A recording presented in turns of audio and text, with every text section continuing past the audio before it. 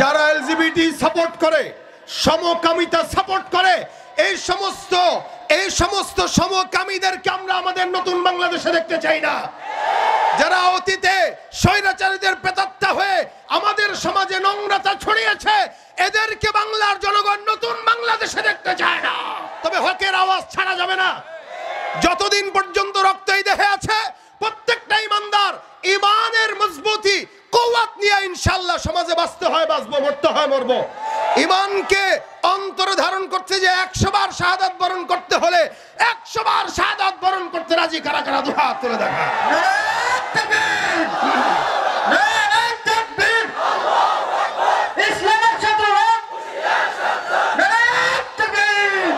ছুটে আয় শাহজালালের নির্ভীক সৈনিকেরা, খতম করে নাস্তিকেদের চেলা চামুন্ডাগুলা।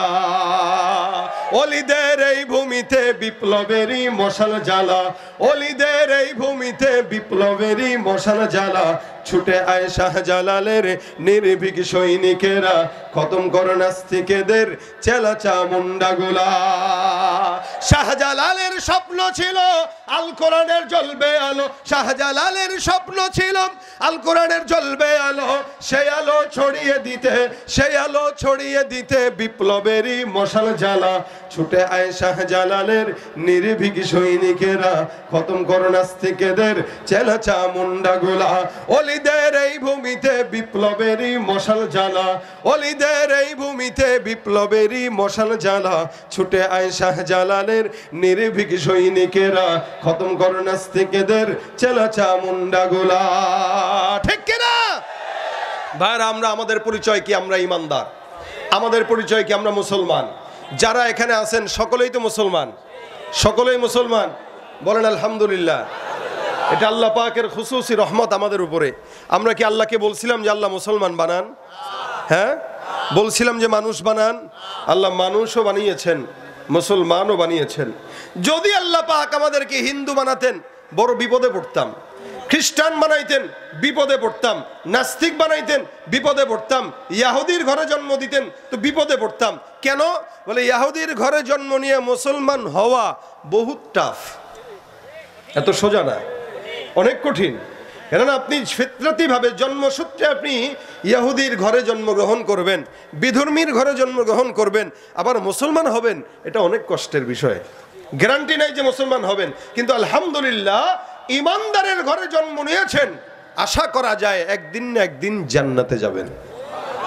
কারণ রাসূল বলেছেন, মান ক্বালা লা ইলাহা ইল্লাল্লাহ ঈমানান ওয়া ইহতিসাবান ফাদাখালাল জান্নাহ।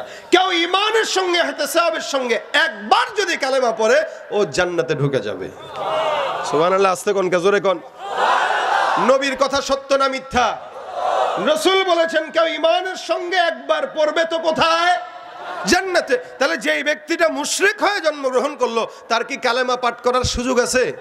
তাহলে তে জান্নাতে যাওয়ার কোনো সুযোগ নাই। তবে কপাল যদি ভালো থাকে হয়তো 1000-এর ভিতরে একজন যারা মুশরিকের ঘরে জন্ম নিয়েও কি হয়? মুসলমান হয়।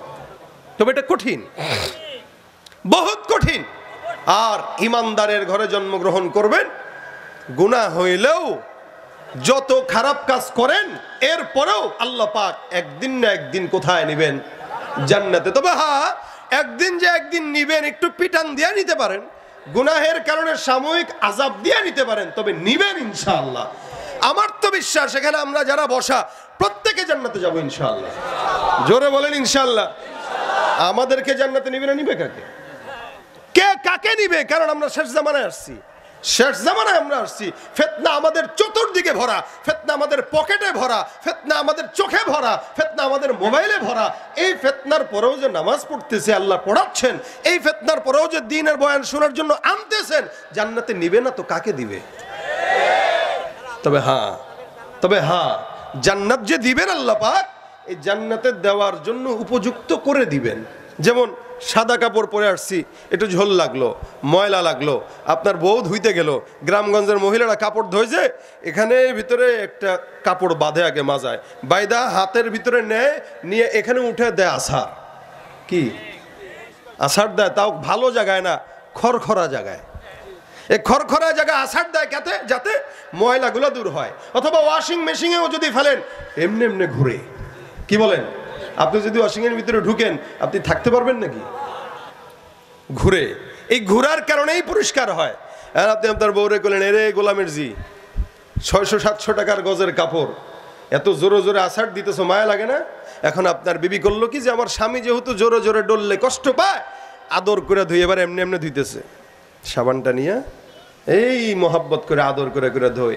পরের দিন স্ত্রী করে সুন্দর করে মাঞ্জা দিয়ে পাঞ্জাবি পড়ছেন, তাকায় দেখেন এখানে ময়লা, এখানে ময়লা, এখানে ময়লা, মেজাজ গেছে খারাপ হয়। তোর মতো মহিলারা বিয়ে করে জিন্দগি শেষ, কাপড় ধুইতে পারস না। এবার বোর কাছে কাপড়টা ফিকা দিয়ে ফেলাইলেন, নে তোর কাপড় তুই নে, কি ধুইলি এটা? আপনার বিবি বলবে আছাড় দিলেও দোষ, আদর করলেও দোষ। কাপড়ের ভিতরে ময়লা লাগছে, আদর করলে যাবে ময়লা? এই কাপড়কে পরিষ্কারের জন্য জোরে ডলতে হবে, আছাড়ও দিতে হবে। ইমানদারের বডিতেই মাঝে মাঝে গুনাহের ময়লা, জিনার ময়লা, গিবতের ময়লা, শিকায়েতের ময়লা, শত্রুতার ময়লা লাগে। আল্লাহ পাক ইমানদারকে জাহান্নামে দেন সাজার জন্য না, ময়লা দূর করে জান্নাতের উপযুক্ত বানানোর জন্য দেন। এটা কিছু ময়লা থাকে, এই ময়লা দূর করার জন্য দেন। ময়লা দূর হবে তো ইনশাআল্লাহ আমিন, সোজা জান্নাতে ঢুকায় দিবেন। এই জন্য আল্লাহ বলেন, আমি আল্লাহ পাক রব্বুল আলামিন মানুষকে মুসলমান হিসেবে বানাইলাম, ইমানদার বানাইলাম। ইমানদারের গুণ হলো আল্লাযীনা ইউমিনুনা বিল গায়ব, যারা অদৃশ্যের প্রতি বিশ্বাস করবে তারা মুমিন। আল্লাহকে না দেখে, জান্নাত না দেখে, জাহান্নাম না দেখে যারা বিশ্বাস করে তারা কি? জোরে বলেন কি? আমরা এখানে মুমিন না মুসলমান? মুমিন। মুসলমান এক জিনিস, মুমিন আরেক জিনিস। অধিকাংশ মানুষ মুমিন কিন্তু মুসলমান নয়। কারণ কি? মুমিনটা আল্লাহ পাককে না বিশ্বাস, আল্লাহ পাককে বিশ্বাস করে না দেখে কালেমা পাঠ করলেই মুমিন হয়। আর মুসলমান হওয়ার জন্য ঈমানের 3টা গুণ যখন বান্দার মধ্যে অবশিষ্ট হয়ে যায়, আল্লাহ পাক রব্বুল আলামিনের ওই 3টা গুণ যখন বান্দার ভিতরে ঢুকে যায়, আমার আল্লাহ পাক রব্বুল আলামিন ওই বান্দাকে পরিপূর্ণ মুসলমান হিসেবে পরিণত করে দেন। ঈমানের 3টা গুণ হইল কি? 1 নম্বর তাসদীক বিল জিনান, 2 নম্বরে ইকরার বিল লিসান, 3 নম্বর আমল বিল আরকান। এখানে যতগুলো মানুষ আছে সবগুলো মানুষ মুমিন, কারণ আল্লাহ পাক রব্বুল আলামিন আপনাকে আমাকে কোরআনের ভাষায় সুন্দর করে মুমিন বলে সম্বোধন করেছেন। আমার আল্লাহ পাক অন্যান্য নবীদের উম্মতদেরকে মিসকিন বলে সম্বোধন করেছেন, কিন্তু কোরআনের ভাষায় আল্লাহ পাক আমাকে আপনাকে ইয়া আইয়ুহাল্লাযীনা আমানু, অর্থাৎ হে মুমিনের দল বলে সম্বোধন করেছেন। সুবহানাল্লাহ। আমার নাম আল্লাহ পাক মুমিন দিয়েছেন, আপনার নাম মুমিন দিয়েছেন। যাকে আমার আল্লাহ পাক রব্বুল আলামিন বেশি মহব্বত করে আমার আল্লাহ পাক তাকে মুমিন বলেন, যাকে আল্লাহ পাক বেশি মহব্বত করেন তাকে আল্লাহ পাক রব্বুল আলামিন ইমানদার বলেন। এ মুসলমান সন্তান যদি কারো 10-5টা হয়, সবাইকে আব্বা বলে ডাকে না, কাউকে বাদাম্মা ডাকে, কাউকে এটা নামে ডাকে, কাউকে ওই নামে ডাকে, কাউকে এই টোটো কোম্পানির ম্যানেজার। আবার যেই লোকটা, যেই সন্তানটা অনেক মহব্বতের সন্তান, তাকে ডাক দেয় আব্বা।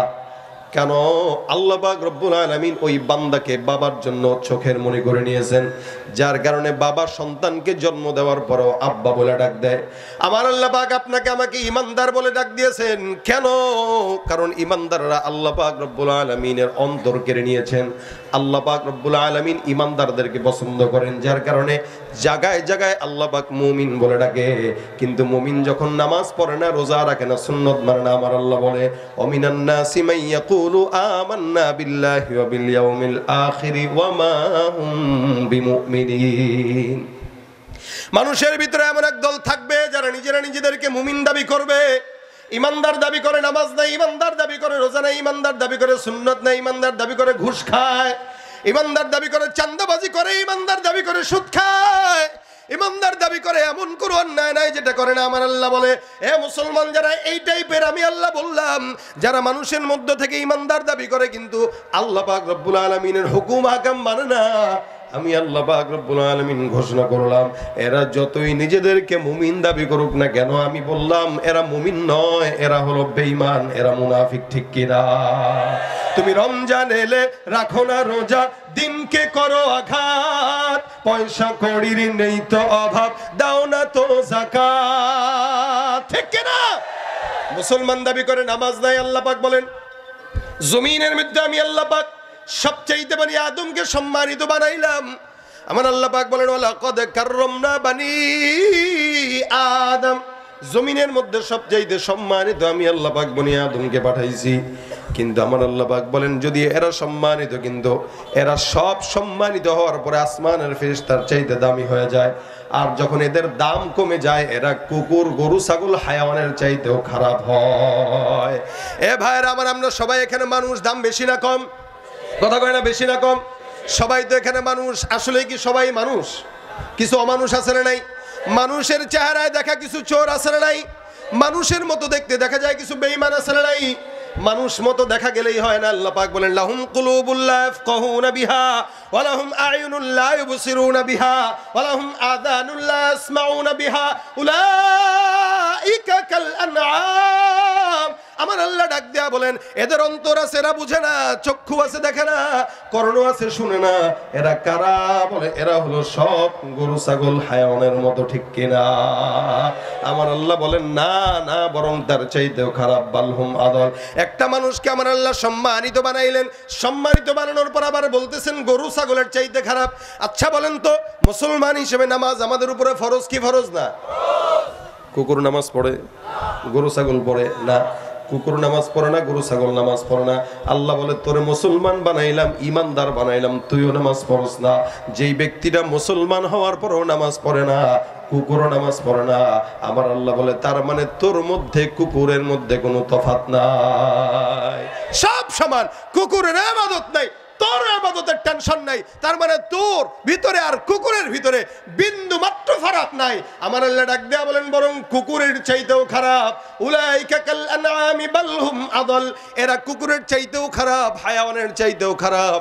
প্রশ্ন যদি করি বলেন তো এলাকার মধ্যে চাঁদাবাজি করে মানুষ না কুকুর? কথা কয় না? মানুষ। এলাকার মধ্যে মনে করেন দোকান আছে বাজারে, বোয়ালমারি বাজারে দোকান আছে, কোনোদিন তো এরকম হয় নাই কুত্তা 4-10 জন মিলে যায় বলতেছে এই আমরা কুত্তা সমিতি চলে আসছি। এই যে কুত্তা সমিতির সেক্রেটারি, এ সভাপতি, এ কেশিয়ার, এই মাস শেষে 10,000 টাকার চান্দা না দিলে দোকান বন্ধ, হরতাল হরতাল, এই টাইপের কথাবার্তা বইলা কুকুর কি চান্দা খাইছে না মানুষ খায়? গত 1 মাস আগে এক পল্টনের দোকানদার কইতেছে হুজুর বরকত বাড়ছে, ব্যবসা কেমন চলে? বরকত বাড়ছে। কেন? আগে প্রত্যেক দিন দোকানে চান্দা দিতাম 250, আর এখন দিই 350। বরকত বাড়ছে। আচ্ছা বলেন তো এই চান্দাবাজি করলো যেটা মানুষ না গরু? কুকুর না মানুষ? আল্লাহ বলে যে এই কাজটা তুমি করো, এই কাজটা কুকুর করে না, শুয়োর করে না, কিন্তু তুমি করার কারণে তুমি কুকুর শুয়োরের চাইতেও খারাপ। রাস্তাঘাটে যায় না চলা এই মানুষের ভিড়ে, ওই ভিড়ের মাঝেও আবার কেহ অন্যের পকেট মারে। দাঁড়ায় যারা আছেন পকেট সাবধান। এই যে শুনতেছেন হা করে পরে দেখবেন পকেটের থেকে মোবাইল নাই, ফেসবুকের আমল শেষ। কথা ঠিক না? রাস্তাঘাটে যায় না চলা এই মানুষের ভিড়ে, ওই ভিড়ের মাঝেও আবার কেহ অন্যের পকেট মারে। তাকেও যদি মানুষ বলো আমার বলার কিছুই নাই, তাকেও যদি মানুষ বলো আমার বলার কিছুই নাই। মানুষ দেখতে চলো এবার জাদু ঘরে যাই সবাই, হায় রে সাধের দুনিয়ায় মানুষ পাওয়া বড় দায়। মানুষ দেখতে চলো এবার জাদু ঘরে যাই সবাই। ভাইরা আমার, সবাইরে মানুষের মতো দেখা যায় কিন্তু সব মানুষ না। আমার আল্লাহ বলে যখন সম্মানিত হয় তখন আসমানের ফেরেশতার চাইতে সম্মানিত ঈমানের কারণে, আর যখন দাম কম হয় ঈমান না থাকার কারণে কুকুরের চাইতেও খারাপ হয়। আল্লাহ পাক কত সম্মানিত আপনাকে আমাকে বানাইলেন, চিন্তা করে দেখেন। এই জমিনের মধ্যে সবচাইতে প্রথম ঘর বাইতুল্লাহ। নবী করিম সাল্লাল্লাহু আলাইহি ওয়াসাল্লাম বলেন কেউ যদি আল্লাহর ঘরটা বাইতুল্লাহ তওয়াফ করে, আমার আল্লাহ পাক রব্বুল আলামিন ওই বান্দাকে সদ্য ভূমিষ্ঠ সন্তানের মতো নিষ্পাপ বানায় দেয়। সুবহানাল্লাহ। বাইতুল্লাহ তওয়াফ করার দ্বারা এই ফায়দা। আমার আল্লাহ ডাক দিয়া বলেন মান দাখালাহু কানা আমিনা। কোন ইমানদার যখন বাইতুল্লাহ ঢুকবে, অপরাধী যতই বড় হোক না কেন, আমার আল্লাহ পাক রব্বুল আলামিন তাকে সম্পূর্ণ নিরাপদ বানায় দেয়। রাসূল ডাক দেয়া বলে একদিন কাবা তওয়াফ করার, বলে কাবা তোমার সম্মান মালিকের দরবারে অনেক, তুমি কি জানো তোমার সম্মান এত হওয়ার পরেও আল্লাহ পাক রব্বুল আলামিনের দরবারে আরেক দলের দাম বেশি। নবী ডাক দেয়া কয় তোমার সম্মান অনেক বেশি, অনেক বেশি, তবে যে সমস্ত বান্দারা তোমাকে তাওয়াফ করার জন্য এই জায়গায় আসে, আমার আল্লাহ পাকের দরবারে তুমি কাবার চাইতে ওই বান্দা ইমানদারের দাম কোটি কোটি গুণে বেশি। কাবার চাইতে আল্লাহ পাক একটা ইমানদারের দাম বেশি রাখছেন। সেখানে আল্লাহ পাক রব্বুল আলামিন বলতেছেন, ও যখন দামি হয় আল্লাহ পাকের কাছে আসমানের ফেরেশতার চাইতে দামি, যখন দাম কমে যায়, যখন সম্মান কমে যায় ইমানের কারণে, তখন কুকুরের চাইতেও কম দামি হয়। এই জন্য ভাইয়েরা আমার, বান্দার দাম শুধুমাত্র কিসের কারণে বলেন তো? ইমানের কারণে। ইমান যার দিলে আছে সম্মান তার বেশি, ইমান যার দিলে নাই তার সম্মানও নাই। ইমানটা তিনটা জিনিসের সমন্বয়কে ইমানটা পরিপূর্ণ হয়। এক নাম্বার তাসদীক বিল জিনান, অন্তর দিয়ে বিশ্বাস করা। এক নাম্বার অন্তর দিয়ে বিশ্বাস করা। আমি আমার আল্লাহকে বিশ্বাস করি, জান্নাত আছে বিশ্বাস করি, জাহান্নাম আছে বিশ্বাস করি। এই যে আজকের মজমায় যে বসছেন, এই মজমায় যারা বসছেন আল্লাহকে পাওয়ার জন্য তো ইনশাআল্লাহ। একদল ফেরেশতারা বলবে, মালিক এই বান্দারা এখানে বসছে, আল্লাহ পাক বলেন কেন বসছে? বলে তোমাকে চায়। আমার আল্লাহ ডাক দিয়া বলবে, এরা কি আমাকে দেখছে? বলে না, দেখে নাই। আর কি চায়? বলে জান্নাত চায়। বলে জান্নাত দেখছে? বলে না, দেখে নাই। আর কি চায়? বলে জাহান্নামের আগুন থেকে নাজাত চায়। আমার আল্লাহ ডাক দিয়া বলে, হে ফেরেশতার দল, যেই বান্দা আমাকে দেখে না, আমার জান্নাত দেখে না, আমার জাহান্নাম দেখে না, আমি আল্লাহ পাক রব্বুল আলামিন ঘোষণা করলাম শুধুমাত্র বিশ্বাসের উপরে যারা এখানে বসলো, আমি আল্লাহ তাদের সব অতীতের গুনাহ মাফ করে দিলাম। শুধুমাত্র বিশ্বাসের কারণে আল্লাহ পাক ইমানদারদেরকে মাফ করার ঘোষণা করে দিলেন। এ মুসলমান, এই জন্য তাসদীক বিল জিনান হলো ইমানের প্রথম শর্ত। অন্তর দিয়ে বিশ্বাস করব আল্লাহ আছে না নাই। আমরা সবাই বিশ্বাস করি তো? করে না? করি তো? আমরা বিশ্বাস করি, ইহুদিরাও বিশ্বাস করে, বুঝছেন? ইহুদিরাও বিশ্বাস করে আল্লাহ আছে, নাসারাও বিশ্বাস করে আল্লাহ আছে।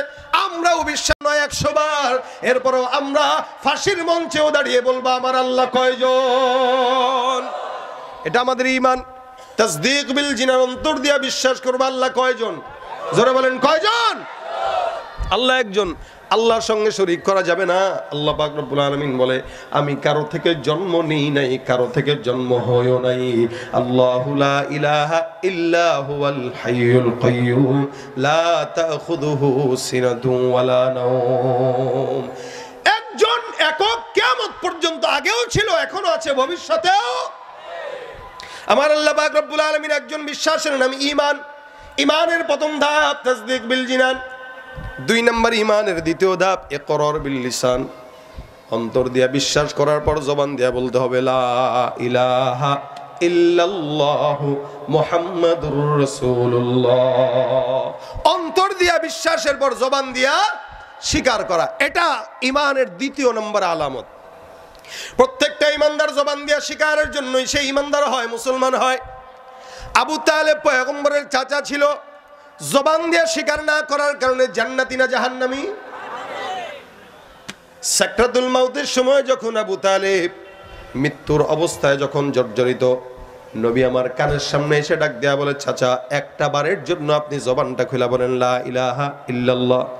চাচা ডাক দেয়া বলে, মুহাম্মদ তোমাকে বিশ্বাস করি, মানি, জানি, সব কিছুই স্বীকার করি, কিন্তু তুমি জবান দিয়ে স্বীকার করার জন্য বলতেছো এটা পারবো না। কারণ জবান দিয়ে স্বীকার করার পর আমার বংশের মানুষটাই আমাকে গালি দিবে, জবান দিয়ে স্বীকার করার পর আমার বংশের মানুষটাই খারাপ বলবে, অন্যান্য কথা বলবে, বংশের মানুষদের কথা শুনতে পারবো না। এতটুকুনের জন্য আবু তালেব কালেমা স্বীকারোক্তি দেয় নাই, যার কারণে কিয়ামত পর্যন্ত নয়, চিরস্থায়ী জাহান্নাম। এই জন্য যতই বিশ্বাস করুক না কেন, জবান দিয়ে স্বীকার যদি কেউ না করে ঈমানদার হওয়া যাবে। ঈমানের 2 নম্বর আলামত হলো তাসদীক বিল জিনানের পরে ইকরার বিল লিসান, জবান দিয়ে স্বীকার করবে। 3 নম্বর আমল বিল আরকান। এই জমানের মধ্যে অনেক বান্দারা আমরা আছি যারা ঈমানটা বিশ্বাস করি, জবান দিয়েও স্বীকার করি, 3 নম্বরটা মানি না। ঈমানদার দাবি করি, স্বীকার করি, কিন্তু নামাজ পড়ে না, আছে না নাই? ঈমানদার দাবি করে, স্বীকার করে, কিন্তু সুন্নাত মানে না, আছে না নাই? দাড়ি রাখে না, আছে না নাই? অধিকাংশ যুবকদের চেহারার দিকে তাকায় দেখবেন, সমস্ত যুবকদের হালত দেখলে বোঝার উপায় নাই মুসলমান না বেঈমান। সবগুলোর হালত এক। মুসলমান দাবি করে, চুল রাখছে ইংলিশ কাটিনে, চোখা মুন্সি, এদিক দিয়ে প্যান্ট একটা পড়ছে, রানে ছিঁড়া, নিচে ছিঁড়া, পাশার দিকে ছিঁড়া, দেখলে মনে হয় চিড়িয়াখানার দরজা খোলা ছিল, পলায় আসছে। তাকায় দেখেন অবস্থা অধিকাংশ যুবক। টুপিটা খুলতে বলবেন, চোখের হালত দেখবেন অবস্থা, চুলের হালত দেখবেন অবস্থা, হাতের ভিতরে ট্যাটু লাগায়, বুকের মধ্যে ট্যাটু লাগায়, পিঠের মধ্যে ট্যাটু লাগায়, হাফ প্যান্ট পরে বের হয়ে যায়। যেটা হাফ প্যান্ট আপনি ঘরের মধ্যে পরেন না, বাইরেও পরেন না, যেটা পায়জামার নিচে পরেন। যেই শর্ট প্যান্ট পায়জামার নিচে পরেন, ওই শর্ট প্যান্ট পরে সে পার্টিতে যায়। কত বড় ফকিন্নির ফুট চিন্তা করেন সে। এটারে সেই স্মার্ট মনে করতেছে, এটারে সেই স্মার্ট মনে করতেছে, এটারে সে আধুনিকতা মনে করতেছে। মনে রাখবেন, জামানা যত আধুনিক, মানুষ তত হিংস্র আর নোংরা, মানুষ তত গরু ছাগল। এজন্য আধুনিকতার পিছনে না ছুটে অতীতের ইসলাম এ পর্যন্ত আধুনিক। ইসলামের চাইতে সবচাইতে আধুনিক আর ধর্ম কোনো থাকতে পারে? অধিকাংশ যুবকরাই চুল রাখছে কার মতো বলতে পারবে না, কিন্তু চুল রাখছে, সব দিকে ছোট, উপর দিয়ে চোখা, কানের ভিতরে দুল, নাকে আবার কখনো কখনো ফুলও দেয়, আর এমন ভাবে প্যান্ট শার্ট পরে শরীরের অঙ্গভঙ্গি দেখলে বোঝা যায় কোনটা মেয়ে কোনটা ছেলে, ছাড়া বোঝার কোনো উপায় নাই। আর এখন তো মেয়েরাও দেখি পুরুষ সেজে আরেক মেয়েকে বিয়ে করতে যায়। সমকামিতার প্রচারণা হচ্ছে কি হচ্ছে না? খালি দোষ এরা নিজেরা সমকামিতার প্রমোট করে, এলজিবিটি এরা আমাদের সমাজে প্রমোট করে। আর দুই একটা কওমি মাদ্রাসায় বিচ্ছিন্ন ঘটনা ঘটলে সমস্ত মিডিয়া হলুদগুলা ফোকাস করে মাদ্রাসার দিকে, তাদের দিকে ফোকাস করে না। এই আমাদের দেশে যত হলুদ মিডিয়া আছে, এই সবগুলো হলুদ মিডিয়ার কাজ হইল নোংরামি আর অশ্লীলতা সমাজের ভিতরে প্রচার প্রসার করা। এটাই আধুনিক। এজন্য যুবকরা ভাই, প্রত্যেকটা যুবক যদি মনে করেন আমি মুসলমান, আমি ইমানদার, আল্লাহ রাসূল সাল্লাল্লাহু আলাইহি ওয়াসাল্লাম বলেন আল মারউ মা মান আহাব্বা, মহব্বত যার সঙ্গে হাসর হবে তার সঙ্গে। দাড়ি নাই, যদি জিজ্ঞাসা করে কবরে যাওয়ার পরে কিরে চেহারা কার মতো, কবর ডোনাল্ড ট্রাম্পের মতো। কথা কয় না? চেহারা কার মতো? ট্রাম্পের মতো। ট্রাম্পের মতো চেহারা যার, তাকে ট্রাম্পের সঙ্গে জাহান্নামে পাঠা। আর মদিনাওয়ালা নবীর সঙ্গে চেহারার যদি মিল থাকে, যা মদিনাওয়ালা নবীর সঙ্গে জান্নাতে পাঠায় দেয়। এই যুবকরা, আমরা কি ট্রাম্পের সাথে জান্নাতে জাহান্নামে যেতে চাই, রাসূলের সঙ্গে জান্নাতে যেতে চাই? রাসূলের সাথে জান্নাতে যেতে চাই তো ইনশাআল্লাহ। তাহলে দাড়ি রাখা লাগবে কিনা? কথা কয় না? এখন যদি বলি কাদের কাদের দাড়ি না, একটু হাতটা উঠায় দাড়ি রাখবেন, দেখি কারা কারা হাতটা তুলে। ইমানের সাহস আছে কার কার দেখি, যাদের দাড়ি নাই ইনশাআল্লাহ রাসূলের মতো দাড়ি রাখবো। দেখছেন, এখন চিন্তা করতেছে, দুই একজন তুলছে আর কি। আল্লাহ পাক যারা তুলছে এদের নিয়ত কবুল করুক, বলেন আমিন। যারা তুলছে এদের নিয়ত কবুল করুক, এদেরকে রাসূলের সঙ্গে জান্নাতে যাওয়ার তৌফিক দান করুক। আমরা হাতও তুলি না, নিয়তও করি না, তো জানেও না যে নিয়ত করার মাধ্যমেও আল্লাহ পাক একটা সওয়াব লিখে দেয়। নবী করিম সাল্লাল্লাহু আলাইহি ওয়াসাল্লাম বলেন মান হাম্মা বিহাসানাতিন, কেউ যদি খালি নেকের নিয়ত করে, কাতাবাল্লাহু লাহু হাসানাতান কামিলা, কিন্তু সে নেক কাজটা করতে পারে নাই, তবু আল্লাহ পাক তার আমলনামায় একটা পূর্ণ নেকি দান করে দেন। সুবহানাল্লাহ। আস্তে কোন জোরে কোন। এই যে সুবহানাল্লাহ বললেন, একবার সুবহানাল্লাহ, রাসূল বলেন ইন্না ফিল জান্নাতি লাশাজারা, কেউ সুবহানাল্লাহ বলল তো জান্নাতে ফলের গাছ লেগে গেল। এখন যারা বলেছেন একটা লেগে গেছে, আবার যারা বলছেন আরেকটা লাগছে, এখন আরেকটা লেগে গেছে।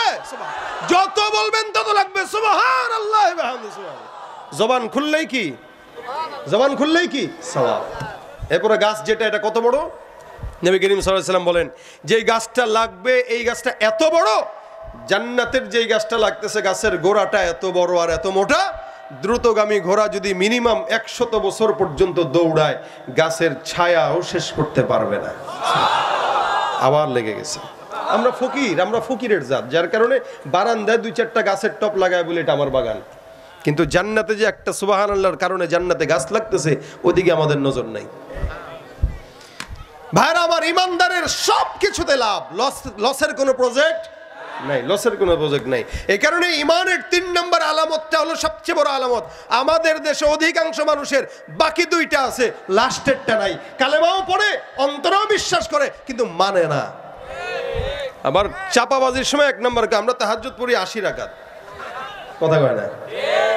ওই তাহাজ্জুদ পড়ার নাম বুজুর্গি না, বুঝেন?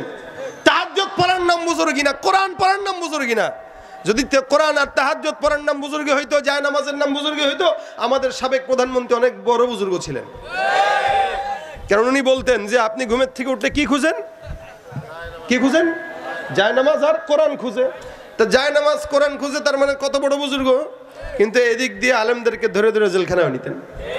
তার মানে বোঝা গেল কোরআন খুঁজার নাম বুজুর্গি না, কোরআন দেখার নামও বুজুর্গি না। কোরআন ইয়াহুদি নাসারারাও রিচার্জ করে, আপনি আমি কি করি আমাদের চেয়ে বেশি করে মিয়া। কিন্তু মনে রাখবেন এগুলো মানার নাম হচ্ছে কামিয়াবি। শয়তানও জানতো, মানতো না, আপনি আমিও জানি, মানি না, আমার মধ্যে আপনার মধ্যে কোনো পার্থক্য নাই।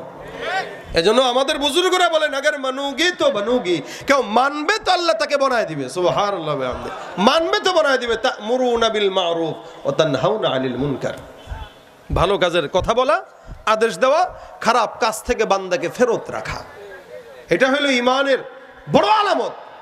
এজন্য ইকরার বিল লিসান, এটার পরের লাস্টেরটা হলো আমল বিল আরকান। সুদ থেকে বাঁচা, ঘুষ থেকে বাঁচা, জিনা ব্যভিচার থেকে বাঁচা, গুনাহ থেকে বাঁচা, হারাম থেকে বাঁচা, ছোট থেকে ছোট নেক করা, অর্থাৎ আল্লাহ পাক যত হুকুম আহকাম দিয়েছেন সব কিছু মানার নাম হলো ইমানদারি। কি ঠিক না? ইমানের গুণ তিনটা, এই তিনটা যদি কারো ভিতরে থাকে তাহলেই বলা হয় মুসলমান। কি বলা হয়? মুসলমান। এই কারণে আল্লাহ পাক বলেন ইয়া আইয়ুহাল্লাযীনা আমানু দুখুলু ফিস সিলমি কাফা, এ মুমিনের দল তোমরা ইসলামের ছায়ায় ঢুকে যাও, এই ইমানদারের দল পরিপূর্ণ ইসলামের ঘরে ঢুকে যাও।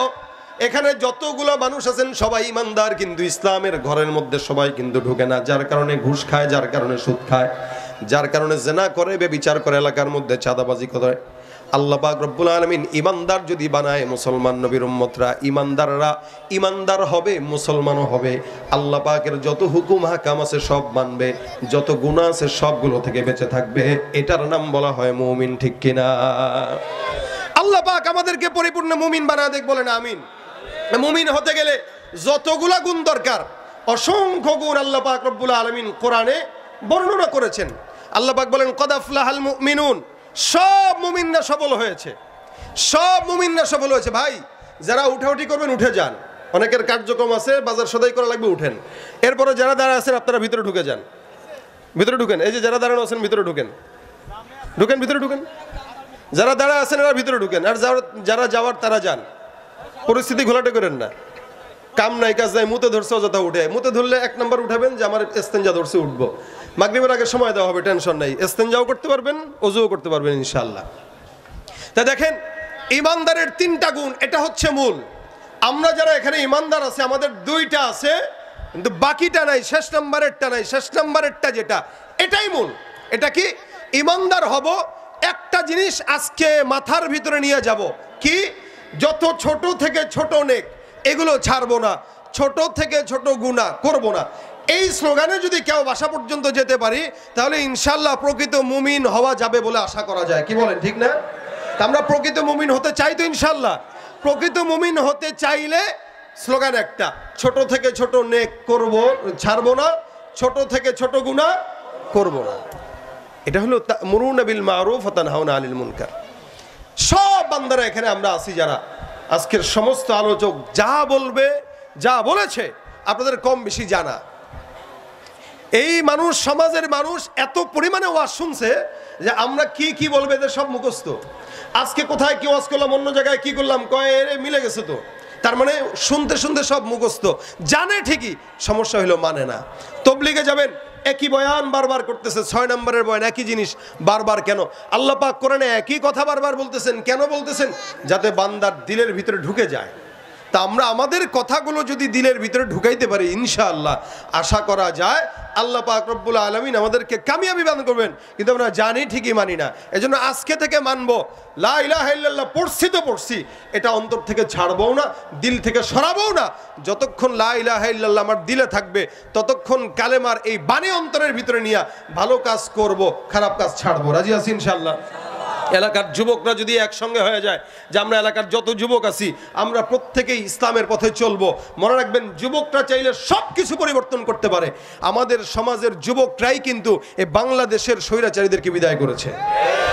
সুতরাং যুবকরা চাইলে পারে না, এটা এরকম কোনো কাজ নাই। তবে যুবকদের একটু কাজ করা লাগে, মুরব্বীরা দোয়া করবে, যুবকরা কাজ করবে। এর আগে আমরা অতীতে দেখেছি অনেক নেতাদেরকে, আমি দেখেছি, আপনারা দেখছেন কিনা জানি না, এরকম একজন নেতাকে দেখছি বক্তব্য দিচ্ছে তো প্যান্ট খুলে গেছে, বক্তব্য দিচ্ছে পায়জামা খুলে গেছে। আরেকজন সাইড থেকে দেখে কয় স্যার পায়জামা। তো স্যারের পায়জামা উঠায় দেওয়ার জন্য লোক লাগে।